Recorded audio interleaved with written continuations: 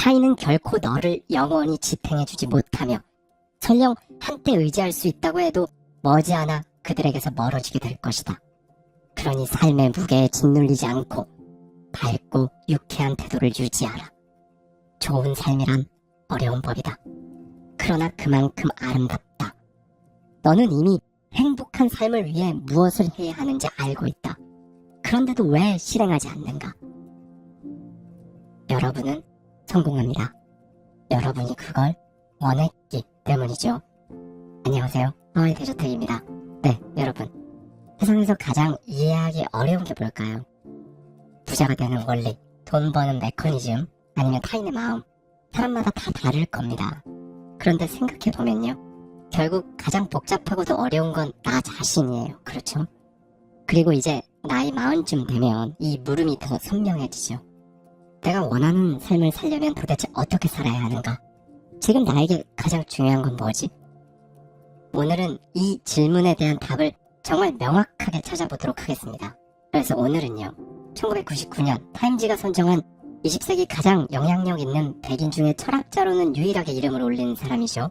바로 20세기 천재 철학자 비트겐슈타인입니다. 마흔에 읽는 비트겐슈타인.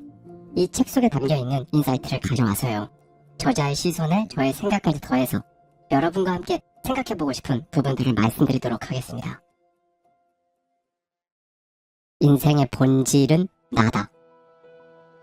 사람은 생이 시작되고 끝날 때까지 다른 사람의 영향을 받지 않는 데가 없다. 특히 생애 전반부에는 외부에서 주어지는 양분과 기준을 통해 인생을 만들어간다. 10대에는 부모, 학교, 친구의 기준을 배우는 시간을 보냈다. 이때 만들어진 기준으로 이제 20대에는 타인의 기준에 맞추는 시간을 보낸다.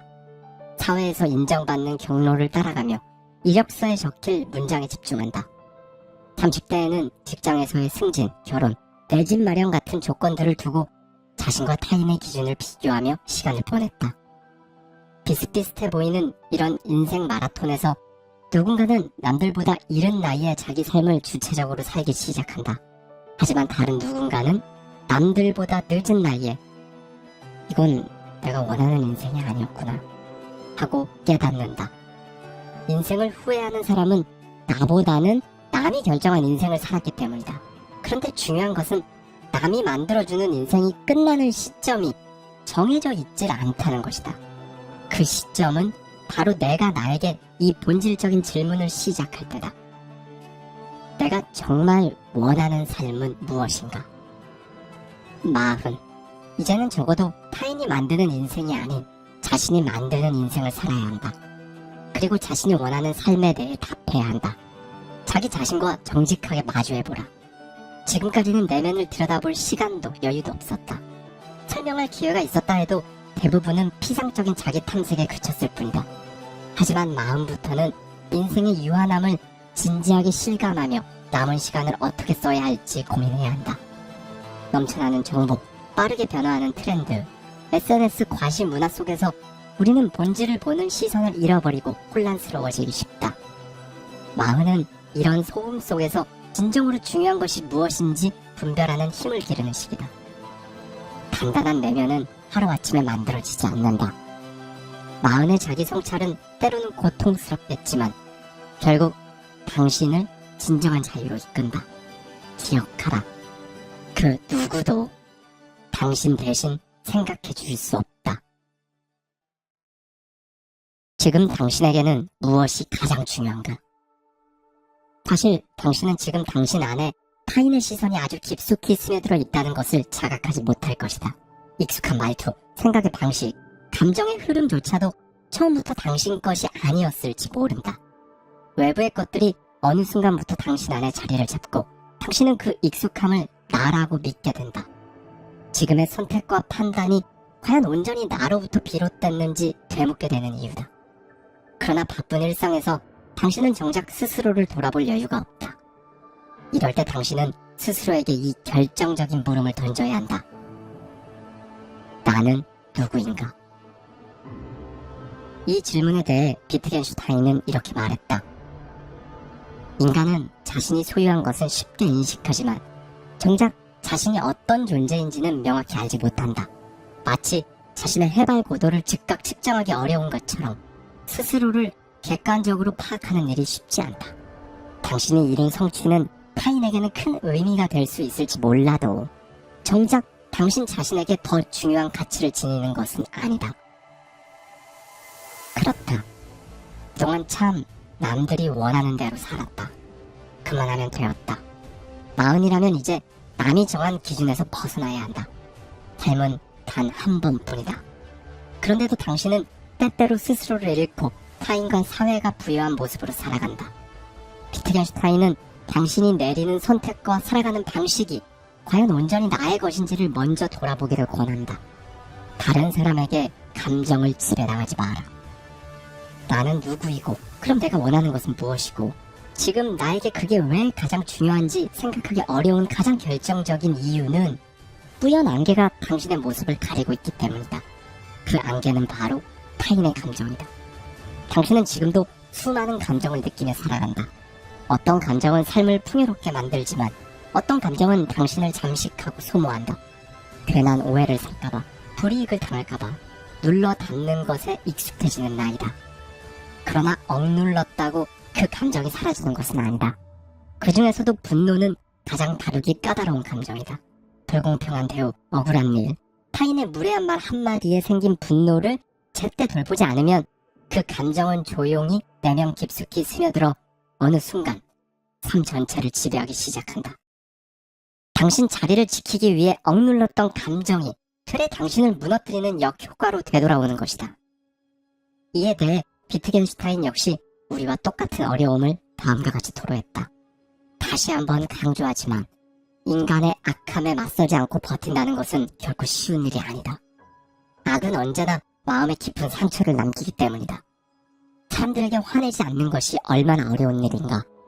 인내하는 것은 또 얼마나 힘든가. 매번 조용히 참고 견디겠다고 다짐하지만 번번이 그 다짐이 흔들리고 만다. 여전히 나는 분노를 떨쳐내지 못한다. 스스로를 다스리지 못하는 내 모습이 참으로 안타깝다. 그는 내면에서 피어오르는 분노를 조용히 응시하며 이렇게 기록했다. 그들이 내게 말을 걸지 않는 한 평온을 유지하는 것은 비교적 쉽다. 하지만 거칠고 무례한 태도로 다가오면 내 안에 무언가가 흔들리기 시작한다. 그러나 분노하지 말자. 분노는 결국 아무런 의미도 가치도 남기지 않는다. 비트겐슈타인 역시 우리와 마찬가지로 나에 대해 깊이 생각하는 것을 방해하는 분노 때문에 힘들어했고 그걸 극복하고자 참 부단히도 노력했다. 하지만 모든 분노가 나쁜 것만은 아니다. 불합리한 상황에 대한 분노는 변화를 일으키는 원동력이 되기도 한다. 관건은 그 분노를 어떻게 다루느냐다. 역사적으로도 분노가 삶이 변화하는 데 중요한 계기가 된 사례가 많다. 마틴 루터 킹 주니어는 인종차별에 대한 분노를 행동으로 전환하여 비폭력 운동을 이끌었다. 그의 분노는 인류 역사의 중요한 전환점을 만들어냈고 결국 미국의 시민운동을 성공적으로 이끄는 데 기여했다. 스타벅스의 전 CEO 하워드 슐츠 역시 분노를 성장의 원동력으로 삼았다. 그는 가난한 어린 시절을 보냈고 아버지가 부당한 처우를 받으며 일하다 아무런 보호도 받지 못한 채 해고되는 모습은 그에게 깊은 분노를 남겼다. 그는 훗날 기업을 운영하며 직원 복지의 중요성을 절실히 깨달았고 스타벅스를 단순히 커피 회사가 아니라 의료보험과 학자금 지원을 제공하는 사람 중심의 기업으로 성장시켰다. 그는 분노를 더 나은 기업 문화를 만드는 추진력으로 승화시킨 것이다. 분노는 무조건 억누르거나 방치할 감정이 아니다. 어떻게 활용하느냐에 따라 파괴적인 힘이 될 수도 있고 더 나은 삶을 이루어내는 계기가 될 수도 있다. 중요한 것은 감정 그 자체가 아니라 그것을 다루는 당신의 태도다. 분노가 내면을 잠식해 나를 무너뜨리게 할 것인지 아니면 나를 성장시키는 동력으로 만들어버릴 것인지는 온전히 당신의 선택이다. 그렇다면 도대체 어떻게 분노가 내 삶 깊숙이 파고들지 않도록 막을 수 있는가? 첫째, 즉각 반응하지 마라. 회사에서, 가정에서, 사람과의 갈등 속에서 감정이 치밀어 오를 때 당신은 본능적으로 반응하기 쉽다. 이때 절대로 즉각 반응하지 마라. 깊게 숨을 한 번 들이쉬고 감정의 파도를 가라앉힌 뒤 이성의 목소리에 귀 기울여라. 감정이 아닌 이성에 기반한 선택은 상황 자체를 더 넓고 객관적으로 바라볼 수 있게 한다. 이것이 스스로를 지키는 지혜다. 둘째, 감정을 억누르지 말고 인정한 후 흘려보내라. 눌러 담았던 분노는 시간이 지나면 마음 깊은 곳에 응어리로 남는다.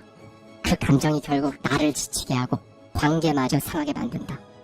감정을 없애려 애쓰기보다 지금 이 순간 당신 스스로 화가 나 있음을 알아차리는 것이 먼저다. 스스로를 부정하지 않고 감정을 흘려보낼 수 있는 힘, 그것이 진정한 위대함이다. 셋째, 타인의 말과 태도가 내 삶을 흔들지 못하게 하라. 무례한 말 한마디에 하루의 감정이 무너질 때가 있다. 순간이 지나고 나면 남는 것은 상처뿐이다. 중요한 것은 상대의 태도가 아니라 그에 반응하는 당신의 태도다. 타인의 언행에 당신 삶의 중심을 빼앗기지 마라. 상대의 어리석음 때문에 당신의 에너지까지 소진할 이유는 없다. 불안함과 싸우는 건 부질없는 짓이다. 비트겐슈타인은 불안을 없애야 할 대상으로 보지 않았다. 오히려 깊이 들여다봐야 할 것으로 여겼다. 그는 불안에 대해 이렇게 말한다. 불안은 병과 같다. 우리는 그것을 받아들여야 하며 불안에 저항하는 것이야말로 가장 해로운 대응이다. 그렇다. 불안은 저항해봤자 사실 아무 의미도 없다. 당신은 미래가 불확실할수록 그 불안을 없애기 위해 온갖 해결책을 찾으려 애쓸 것이다. 완벽한 계획을 세우려 노력하기도 할 것이다. 하지만 이런 시도는 오히려 불안을 더 키우는 역설적인 결과를 낳는다. 비트겐슈타인은 불안을 없애려 하기보다 그것을 인정하고 불안 속에서 평온을 찾는 편이 훨씬 낫다고 봤다. 불안을 억누르고 거부할수록 내면의 갈등이 커져 결국 불안에 더욱 빠져들 뿐이라는 것이다. 비트겐슈타인 평전에서 그는 이렇게 말한다. 슬픔이 너를 괴롭히지 않도록 하라. 슬픔을 온전히 받아들이고 마음속에 흐르게 하라. 진정 나쁜 것은 그것을 거부하고 저항하는 것이다. 그렇다. 비트겐슈타인에게 불안과 슬픔 같은 감정은 자연스러운 삶의 일부였다. 중요한 것은 그것을 인정하고도 평온을 유지할 수 있는가였다. 그렇다면 그는 어떻게 불안을 이겨냈을까? 1916년 그는 자신의 일기에 이렇게 남겼다. 오직 현재를 사는 사람만이 행복하다. 현재에 충실한 삶에는 죽음의 두려움이 없다. 우리가 느끼는 불안은 대부분 아직 오지 않은 미래에 대한 걱정에서 비롯된다. 그러나 미래는 실제로 존재하지 않는 우리의 상상 속에서만 만들어지는 것이다. 미국의 심리학자 어니 젤렌스키에 따르면 우리가 하는 걱정들 중 40%는 절대 일어나지 않고 30%는 이미 일어난 일에 대한 것들이며 22%는 너무나 사소한 문제이고 4%는 사람이 통제할 수 없는 영역이다. 즉, 걱정하는 일이 실제로 일어나거나 해결 가능한 문제는 단 4%에 불과한 것이다. 대부분의 걱정은 쓸데없는 불안에 지나지 않는다. 우리의 능력으로 어쩔 수 없는 일에 마음을 쓰느라 정작 당장 할 수 있는 일들을 놓치고 있다는 뜻이다. 비트겐슈타인은 이 사실을 꿰뚫어보고 오직 지금 이 순간을 있는 그대로 받아들이고 살아갈 때 불안에서 비로소 자유로워질 수 있다고 말했다. 걱정이 이처럼 소위 부풀려지고 과대 포장된 것이라면 우리의 인생은 여전히 왜 희극보다는 비극인 것인가? 이 질문에 대해 비트겐슈타인은 이렇게 말한다. 비극은 언제나 이렇게 시작될 수 있다. 만일 무엇 하지 않았더라면 아무 일도 일어나지 않았을 텐데 이미 벌어진 일에 대해 만일 그때와 달랐다면 이런 일은 없었을 텐데 라고 생각하는 순간 많은 것이 고통과 불운, 비극으로 바뀌고 만다. 즉, 우리의 인생이 비극인 것은 당신이 계속 후회만 하고 있기 때문이라는 것이다. 비트겐슈타인은 후회를 단순한 감정이 아니라 내가 과거를 바꿀 수 있다는 착각을 자아내는 사고의 함정이라 생각했다. 인생은 한 방향으로 흘러가지만 후회는 마치 시간을 되감을 수 있는 것처럼 당신 발목을 잡는다. 심지어 후회 속에서 과거가 이랬으니까 미래도 마찬가지일 것이라며 자신을 올가맨다. 그러나 그는 삶이 직선이 아니라 곡선처럼 계속 변한다고 강조했다. 당신은 세계의 미래를 생각할 때 지금의 흐름이 그대로 이어질 것이라 가정하며 그 끝을 예상한다. 하지만 실제로 미래는 직선이 아니라 곡선을 그리며 흐르고 그 방향은 끊임없이 변한다. 그렇다. 후회가 당신을 붙잡는 이유는 과거의 선택 대신 다른 선택을 했을 때의 결과를 얻고 싶기 때문이다. 하지만 비트겐슈타인은 이것이 정말 아무 도움도 되지 않음을 뼈저리게 깨달았다. 오히려 그는 우리가 후회에 매달리는 사이에 삶에서 정말 중요한 문제를 놓치고 있음을 발견한다. 내가 만일 진정으로 행복하지 않다면 내 모든 재능이 무슨 의미가 있을까? 절망은 누구에게나 공평하게 찾아온다. 그 파괴력에 삶이 송두리째 흔들리고 때로는 모든 것이 끝나버린 듯한 기분이 들기도 할 것이다. 하지만 역사를 돌아보면 극단적인 상황에서도 절망을 이겨낸 이들이 존재한다. 비트겐슈타인의 고등학교 동창 히틀러는 인류 역사상 가장 끔찍한 범죄를 저질렀다. 그가 만든 수용소는 말 그대로 지옥이었다. 그러나 그 수용소에서 살아남은 빅터 프랭클은 오히려 극한의 절망 속에서 삶의 의미를 찾아 새로운 심리치료법을 완성해냈다. 프랭클은 그의 저서 죽음의 수용소에서를 통해 이렇게 말한다. 우리에게서 모든 것을 빼앗을 수 있어도 단 한 가지, 우리가 고통을 대하는 태도는 빼앗을 수 없다. 비트겐슈타인은 이런 태도를 직접 실천하기 위해 삶의 방식을 스스로 개척했다. 1913년 그는 영국 캠브리지 대학교에서의 안정된 학문적 환경을 떠나 노르웨이의 외딴 오두막으로 들어갔다. 그곳은 오직 보트를 타고서만 접근할 수 있는 외진 장소였다. 문명과 단절된 자연 속에서 그는 오로지 자신의 사유를 깊이 탐구하는 데 집중했다. 그렇다. 외부와 단절된 환경은 인간에게 강한 의지를 불어넣기도 하는 것이다. 무엇보다 그가 이처럼 고독 속에서 사유를 했던 이유는 깊이 사고하는 것만으로는 충분하지 않다는 것을 알았기 때문이었다. 그냥 단순한 아이디어나 인사이트가 아닌 그걸 끝까지 밀고 나가는 힘이 필요했기 때문이다. 이에 대해 그는 이렇게 말한다. 생각이란 머릿속에 선명한 그림을 그리는 과정이다. 무언가를 또렷하게 떠올릴 수 있을 때 비로소 당신은 깊이 사고하는 것이다.